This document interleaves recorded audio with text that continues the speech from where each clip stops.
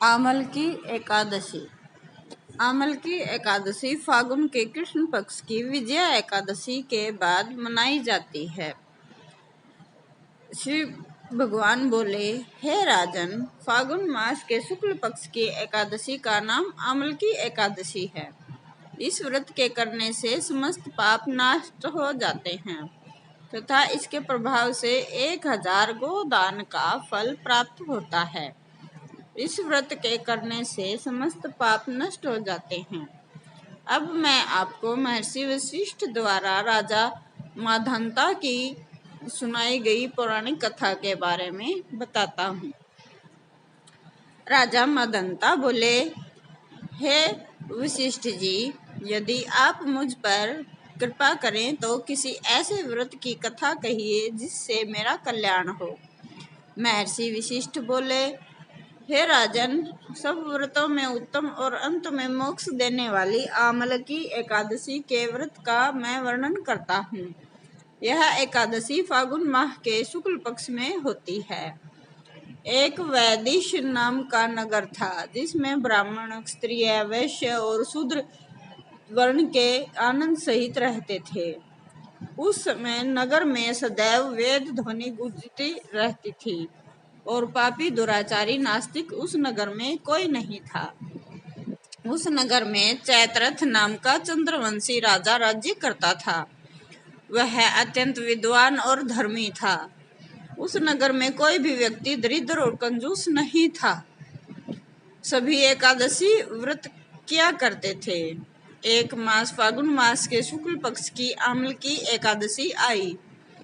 उस दिन राजा, प्रजा, बाल, वृद्ध सब ने हर्षपूर्वक व्रत किया। राजा अपनी प्रजा के साथ मंदिर में जाकर कुंभ स्थापित करके धूप, दीप, नैवेद्य, पंचरत्न आदि से धात्री और आंवले की पूजा करने लगे और स्तुति करने लगे। हे धात्री, तुम ब्रह्म स्वरूप हो, तुम ब्रह्मा जी द्वारा उत्पन्न हो, सब पापों का नाश करने वाले हो, तुमको नमस्कार है। मेरा अर्घ्य स्वीकार करो। तुम श्री रामचंद्र द्वारा सम्मानित हो। मैं आपकी प्रार्थना करता हूँ, सब पापों का नाश करो। और जागरण भी करवाया। रात के समय वहाँ एक बहेलिया आया जो अत्यंत पापी और दुराचारी था। वह अपने कुटुंब का पालन करने के लिए जीव हत्या किया करता था। भूख और प्यास से अत्यंत व्याकुल वह बहेलिया जागरण देखने के लिए मंदिर के कोने में बैठ गया और विष्णु भगवान और एकादशी महात्म्य कथा सुनने लगा। इस प्रकार अन्य मनुष्यों की भांति उसने भी सारी रात जागकर बिता दी। प्रातः काल होते ही सब लोग अपने घर चले गए तो बहेलिया भी अपने घर चला गया। घर जाकर उसने भोजन किया। कुछ समय पश्चात बहेलिये की मृत्यु हो गई। मगर उस आमल की एकादशी के व्रत और जागरण से राजा विदुरथ के घर जन्म लिया और उसका नाम वसुरथ रखा गया। युवा होने पर वह चतुरंगिनी सेना सहित धन धान्य से युक्त होकर 10,000 गांवों का पालन करने लगा। वह तेज सूर्य के समान, कांति में चंद्रमा के समान, वीरता में भगवान विष्णु के समान और क्षमा में पृथ्वी के समान था। वह अत्यंत धार्मिक, सत्यवादी, कर्मवीर और विष्णु भगत था। वह प्रजा का सम्मान भाव से पालन करता, दान देना कर्तव्य मानता था। एक दिन राजा शिकार खेलने गया। देवी योग से वह मार्ग भूल गया और दिशा होने के कारण वृक्ष के नीचे सो गया। थोड़ी देर बाद पहाड़ी मलेच्छ वहां पर आ गए। राजा को अकेला देखकर मारो मारो शब्द करते राजा की ओर दौड़े। मलेच्छ कहने लगे, इस दुष्ट ने हमारे माता पिता पुत्र अनेक संबंधियों को मारा है, देश से निकाल दिया, इसलिए इसको मारो। ऐसा कहकर वे मलेच्छ को राजा को मारने के लिए दौड़े और अनेक प्रकार के अस्त्र शस्त्र फेंकने लगे। वे सब अस्त्र शस्त्र राजा के शरीर पर गिरते ही नष्ट हो जाते। उनका वार पुष्प के समान प्रतीत होता।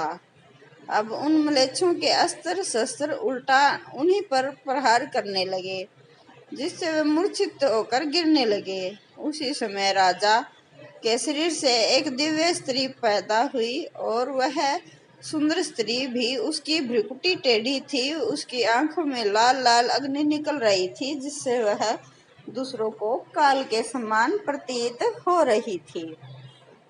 वह स्त्री मलेच्छों को मारने दौड़ी और थोड़े ही समय में सब मलेच्छों को मार दिया। जब राजा सोकर उठा तो उसने मलेच्छों को मरा हुआ देखकर कहा, इन शत्रुओं को किसने मारा? वह मन में मेरा कौन हितैषी है?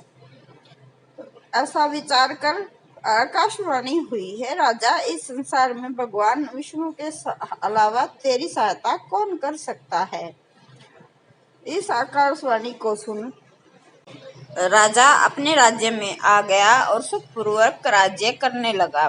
महर्षि वशिष्ठ बोले, हे राजन, यह अम्लकी एकादशी व्रत का प्रभाव था। जो मनुष्य अम्लकी एकादशी का व्रत करते हैं वे प्रत्येक कार्य में सफल होते हैं और अंत में विष्णु लोक को जाते हैं। अम्लकी एकादशी के विषय में एक रोचक तथ्य है कि इस दिन ब्रज में रंगभरनी एकादशी, श्रीनाथ द्वारा कुंज एकादशी और खाटू नगरी में खाटू एकादशी भी इसे कहा जाता है। इस एकादशी में आंवले के पेड़ की पूजा की जाती है। जय श्री हरि।